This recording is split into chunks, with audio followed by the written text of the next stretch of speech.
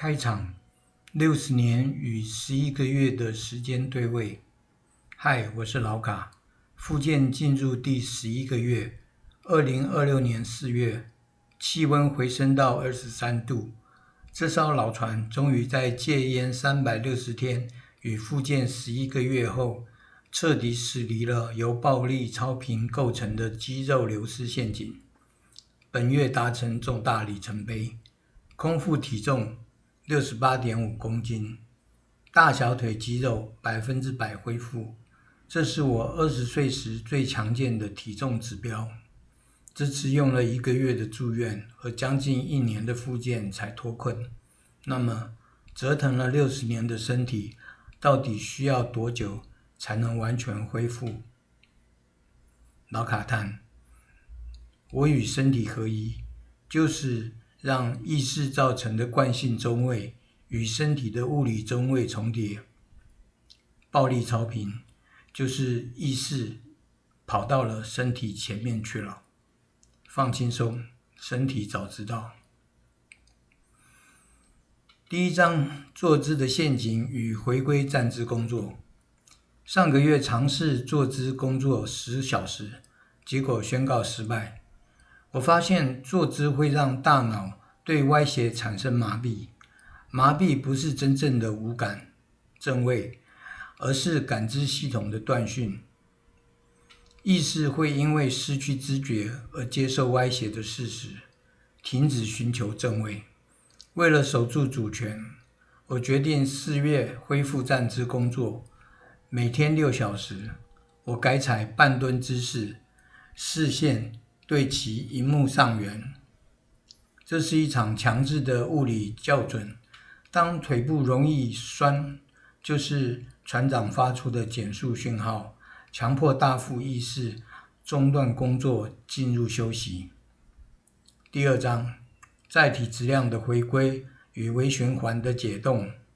第11个月，我看见了生理色彩的回归，脚踝和小腿上常年淤积的黑色皮肤开始透出红润感，大块的淤青黑块开始散开成点状，像冰山正在融化。光脚站立下，脚底的肉垫变得越来越厚实，这是身体针对站姿工作产生的物理防御。虽然肌肉100%恢复，但下楼梯依然是一场挑战。上楼力道十足，下楼却寸步难行，脚板晃动。这证明大肌肉虽然修好了，但机器控制的神经还在冬眠。第三章，隐性超频的警讯和冷却补丁。重新投入工作后，身体发出了红色警戒。入睡前，脑子嗡嗡震动，心跳加快加大。我发现专注工作时，大腹会命令身体停止呼吸。这种缺氧引发的神经亢奋，让我早上醒来感到回溯性的疲惫。我决定重新设计懒人复健法，工作不再是复健的对立面，而是复健的强度来源。我实施270度反惯性转向，走路遇到右转，均以数个左转弯代替。我利用翻白眼的眼球运动，牵动手触摸不到的深层颈部肌肉。关闭因长期看电脑引发的神经风暴总开关。第4章，能源管理与核心末梢的连线。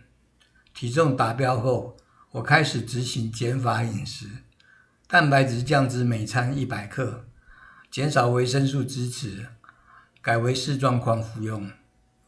起床后的饥饿感与睡觉时的复鸣声，是老船长正在高效运作的背景音乐。核心末梢仍处于用进废退的拉锯中。凯格尔运动虽然只能持续1至2秒，但那是断点重新接通的火花。结论：择进道矣，物有本末，物理中位与原始觉知是本，工作产出是末。事有终始，暴力超频的时代终结是终，人和身体合一的觉醒是始。知所先后，先听船长的讯号，脚酸和躺平，后行大副的计划，发布影片。